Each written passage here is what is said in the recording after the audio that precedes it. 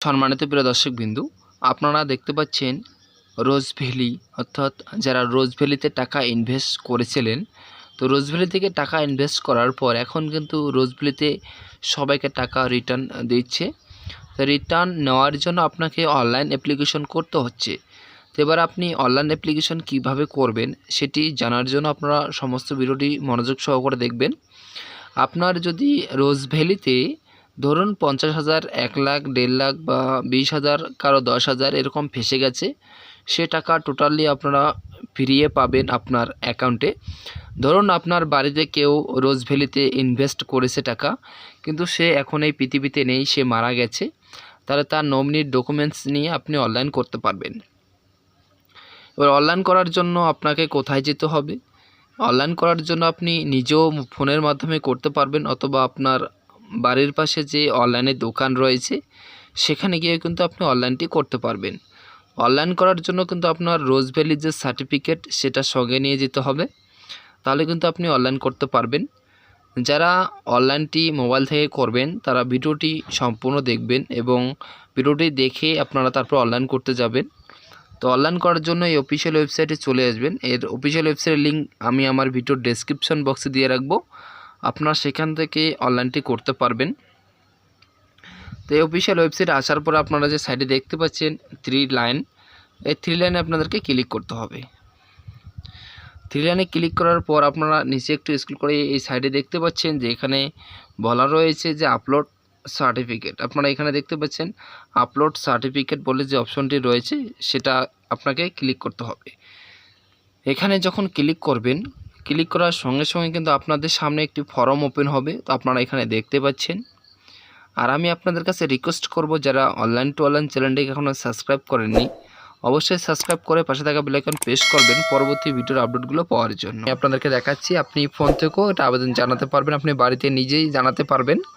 তা আগে সম্পূর্ণ প্রসেসটি দেখে নিন, তারপরে আপনি আবেদন করবেন, কোথাও ভুল করবেন না। তো এখানে দেখতে পাচ্ছেন আপলোড সার্টিফিকেট অপশনটি চলে এসেছে একদম নিচে। এখানে দেখতে পাচ্ছেন আমি এক এক করে আপনাদেরকে সমস্ত কিছু দেখাচ্ছি। ইনভেস্টর অর্থাৎ যিনি এখানে ইনভেস্ট করেছেন স্বয়ং যদি আবেদন করেন তাহলে ইনভেস্টর এখানে টিক মার্ক দেবেন। এবার ইনভেস্ট যিনি করেছেন তিনি যদি মারা গিয়ে থাকেন তাহলে তার নমিনি যদি আবেদন করেন তাহলে নমিনি এখানে টিক মার্ক করবেন। এবার নমিনি আর ইনভেস্ট দুজনেই মারা গেছেন, তাহলে এখানে আদার্স পার্সন অর্থাৎ নাতি নাতিনি ছেলে মেয়ে এখানে আবেদন জানাতে পারবেন উত্তরাধিকার সূত্রে। তো এবার আমি এখানে দেখাবো ইনভেস্টর দিয়ে।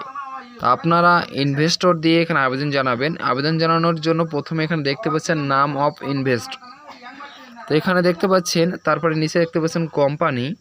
তো কোম্পানি এখানে আপনার কোন কোম্পানি থেকে এটা ইনভেস্ট করেছেন সেটা কিন্তু আপনার যে রোজ ভ্যালি যে সার্টিফিকেট রয়েছে সেখানে কিন্তু আপনি দেখতে পারবেন যে আপনার যে কোন কোম্পানি সেটা রয়েছে, সেই কোম্পানিটি আপনি এখানে সিলেক্ট করবেন। ঠিক আছে, সেই কোম্পানি এখানে সিলেক্ট করার পর এখানে দেখতে পাচ্ছেন ফার্স্ট ইনভেস্টর, অর্থাৎ আপনি যে এখানে ইনভেস্ট করেছেন আপনার নাম এখানে লিখে দিবেন, আপনার বয়স কত সেটা এখানে লিখবেন, আপনি মেল না ফিমেল সেটা এখানে সিলেক্ট করবেন, তারপরে আপনার ফোন নাম্বারটি এখানে বসাবেন। ঠিক আছে, আপনার ফোন নাম্বার এখানে বসাবেন। আপনার আইডেন্টি কার্ড হিসাবে কি সিলেক্ট করবেন, আপনি ধরুন এখানে আইডেন্টি কার্ড হিসাবে আপনার আধার কার্ডটি সিলেক্ট করেছেন, এবার আপনার আধার কার্ড নাম্বারটি কিন্তু এখানে বসিয়ে দিতে হবে। ঠিক আছে, বসিয়ে দেওয়ার পর এখানে দেখতে পাচ্ছেন এবার সেকেন্ড ইনভেস্টর, অর্থাৎ আপনার সেকেন্ড ইনভেস্টর অর্থাৎ আপনি যে জয়েন করে থাকেন এখানে, ধরুন আপনি রোজ ভ্যালিতে জয়েন অ্যাকাউন্ট করেছেন এবং দুজনে এখানে ইনভেস্ট করেছেন জয়েন হয়ে।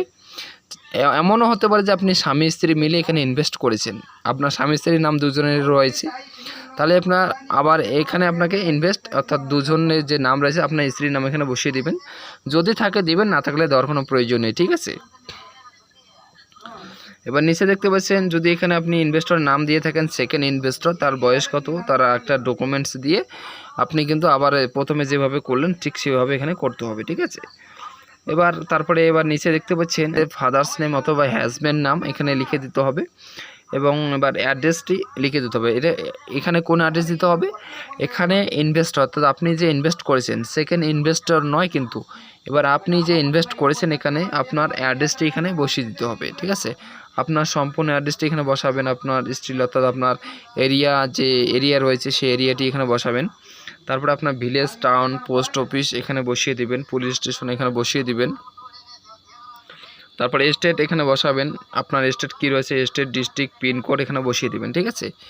বসিয়ে দেওয়ার পর নিচে একদম দেখতে পাচ্ছেন যে আপনার ব্যাংক ডিটেলস, ইনভেস্টর, অর্থাৎ আপনি যেখানে ইনভেস্ট করেছেন এই রোজ ভ্যালিতে আপনার যে ব্যাংক অ্যাকাউন্ট থেকে টাকা কাটা হয়েছে বা আপনি ক্যাশ দিয়েছেন সেটা যদি না থাকে, আপনার ব্যাংক অ্যাকাউন্ট যদি নতুন করে ব্যাংক অ্যাকাউন্ট থাকে তাহলে আপনার ব্যাংক অ্যাকাউন্ট নাম্বারটি কিন্তু এখানে বসিয়ে দেবেন। তো এবার আমি আপনাদেরকে আরেকটি কথা বলছি, এবার যিনি ইনভেস্টর, যদি আপনার ইনভেস্টর না থাকে, ইনভেস্টর মারা গিয়ে থাকে, তাদের ক্ষেত্রে বলছি যারা নমিনি হিসাবে আবেদন জানাচ্ছেন, তাহলে যিনি নমিনি হিসেবে আবেদন জানাচ্ছেন তার কিন্তু ব্যাংকের অ্যাকাউন্ট নাম্বার এখানে সমস্ত ডিটেলস এখানে ভরতে হবে। এবার নমিনি ইনভেস্টর দুজনেই না থাকলে এখানে কিন্তু আদার্স পার্সন, অর্থাৎ যিনি নাতি নাতনি, ছেলে মেয়ে এখানে আবেদন করছেন তাদের কিন্তু ব্যাংক অ্যাকাউন্ট নাম্বার এখানে দিতে হবে। যেহেতু আমি এখানে দেখাচ্ছি ইনভেস্টর স্বয়ং এখানে আবেদন জানাচ্ছেন, তার জন্য এখানে ইনভেস্টর যে ব্যাংক অ্যাকাউন্ট রয়েছে সেই ব্যাংক অ্যাকাউন্টের নাম্বার এখানে দিতে হবে। সেই ব্যাংক অ্যাকাউন্টের নাম্বার দিতে হলে আপনি কোন ব্যাংক অ্যাকাউন্ট নাম্বার দেবেন সেই ব্যাংক অ্যাকাউন্টেই কিন্তু এখান থেকে দেখতে পারবেন, সেই ব্যাংক অ্যাকাউন্টে কিন্তু এখানে আপনি সিলেক্ট করবেন, ঠিক আছে। সেই ব্যাংক অ্যাকাউন্টে সিলেক্ট করার পর আপনার ব্যাংকের ব্রাঞ্চ কি রয়েছে সেই ব্রাঞ্চটি এখানে লিখে দিবেন, ঠিক আছে। সেই ব্রাঞ্চ এখানে লিখে দিবেন। তারপরে আপনার ব্রাঞ্চ কোড কি রয়েছে সেই ব্রাঞ্চ কোড এখানে লিখবেন। এবং আপনার যে সেভিংস অ্যাকাউন্ট, এখানে আরেকটি ইম্পর্টেন্ট কথা বলা রয়েছে, এখানে কিন্তু আপনাদের সেভিংস ব্যাংক অ্যাকাউন্টে দিতে হবে, কারেন্ট ব্যাংক অ্যাকাউন্ট দিলে কিন্তু হবে না। এখানে স্পষ্টভাবে বলা রয়েছে, আপনারা দেখতে পাচ্ছেন যে সেভিং ব্যাংক অ্যাকাউন্ট নাম্বার এখানে বসাতে হবে। এবার ব্যাংকের বইয়ে যে দেখতে পাবেন এমআইসিআর যে একটা কোড রয়েছে সে এমআইসিআর কোডটিও এখানে বসাতে হবে, ঠিক আছে। তারপরে এখানে আপনার আইএফসি কোডটি এখানে বসিয়ে দিবেন। বসিয়ে দেওয়ার পর নিচে দেখতে পাচ্ছেন যে ডিটেলস অফ ইনভেস্টর। এবার আপনি যে এখানে ইনভেস্ট করেছেন আপনার ডিটেলস কিন্তু এখানে সমস্ত ডিটেলস এখানে ভরতে হবে, ঠিক আছে। তো এখানে ভরানোর জন্য এখানে দেখতে পাচ্ছেন যে নিচে একটু দেখতে পাচ্ছেন যে কন্টিনিউ ফর ডকুমেন্ট আপলোড, ঠিক আছে। তো এবার আমি আপনাদেরকে একটি কথা বলি যে এখানে যে আপনি ডিটেলসগুলো ভরবেন, ডিটেলসগুলো ভরানোর জন্য প্রথমে কি বলা রয়েছে যে ইনভেস্টর সার্টিফিকেট নং অথবা বোর্ড নং, আপনার যে সার্টিফিকেট রয়েছে রোজ ভ্যালির সার্টিফিকেট, সেই সার্টিফিকেটে দেখবেন একটি নাম্বার রয়েছে, সেই নাম্বারটি এখানে বসিয়ে দিবেন। এবার নাম অফ দ্য সার্টিফিকেট হোল্ডার, অর্থাৎ সার্টিফিকেটে কার নাম রয়েছে, আপনার যে রোজ ভ্যালি যে সার্টিফিকেট রয়েছে সেই সার্টিফিকেট কার নামে রয়েছে সেই নামটা এখানে লিখে দিবেন। এবার ডেট অফ ইনভেস্টমেন্ট, অর্থাৎ কবে থেকে আপনি ইনভেস্ট শুরু করেছেন সেই ডেটটি এখানে বসিয়ে দেবেন, আপনারা সার্টিফিকেটেই দেখতে পারবেন। এবার অ্যামাউন্ট অফ ইনভেস্ট, আপনি কত টাকা অ্যামাউন্ট ইনভেস্ট করেছেন সেই পয়সাটি এখানে লিখে দেবেন, সেই টাকাটি এখানে লিখে দেবেন। এখানে দেখতে পাচ্ছেন যে ডেট অফ ম্যাচুরিটি, অর্থাৎ কত তারিখে বা কত সালে আপনার ম্যাচুরিটি হচ্ছে সেই ম্যাচুরিটির ডেট কিন্তু আপনি সার্টিফিকেটে দেখতে পারবেন, সেই ডেটটিও এখানে বসিয়ে দেবেন। তারপরে আপনারা এখানে দেখতে পাচ্ছেন যে বলা রয়েছে amount receive at maturity refund by company.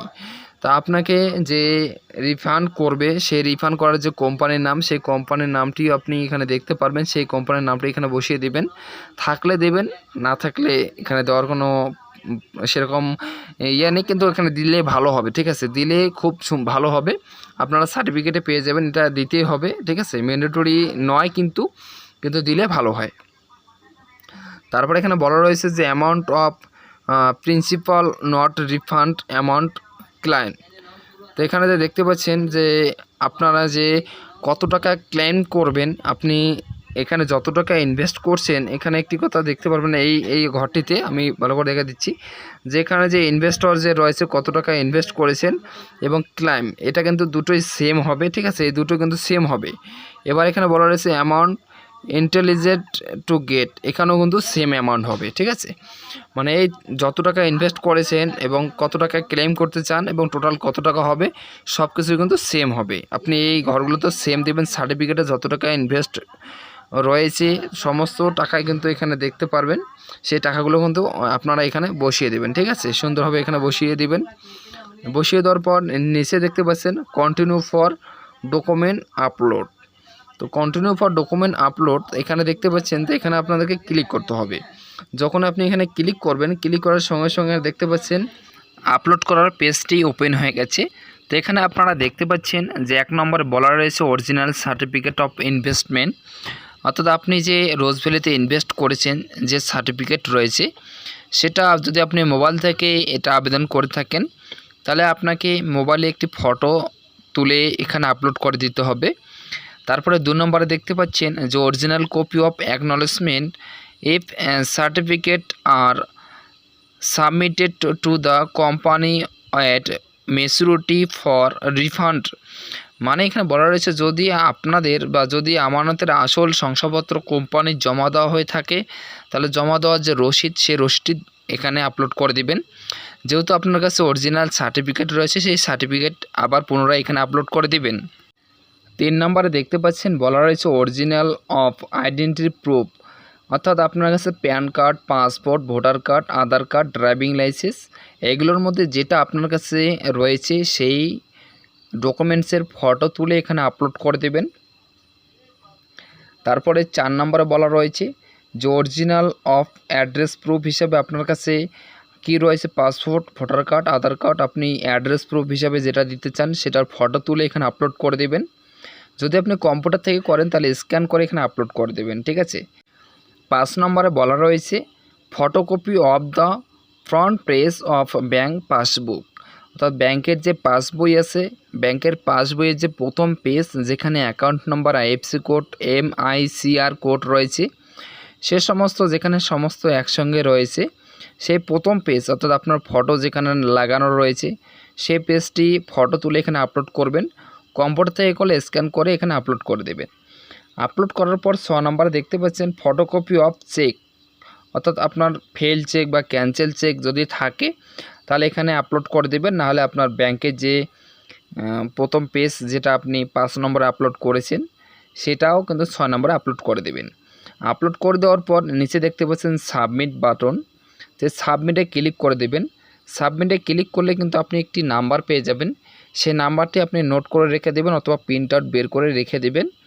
এবার আপনি স্ট্যাটাস চেক করে দেখতে পারবেন যে কবে আপনার টাকাটি দেওয়ার ডেট রয়েছে এবং টাকাটি কবে দেওয়া হবে, কিভাবে দেওয়া হবে, কিসের মাধ্যমে দেওয়া হবে আপনি সম্পূর্ণ কিন্তু চেক করতে পারবেন। এটি হচ্ছে আবেদন করার সম্পূর্ণ প্রসেস। তো যারা এখনও এই বিষয়টি জানেননি তাদেরকে জানানোর জন্য ভিডিওটি শেয়ার করে দেবেন এবং চ্যানেলটিকে সাবস্ক্রাইব করে দেবেন। তো আমি এখানেই শেষ করছি, আবার দেখা হবে পরবর্তী অন্য কোনো ভিডিওতে। ততক্ষণে ভালো থাকবেন, সুস্থ থাকবেন, নমস্কার।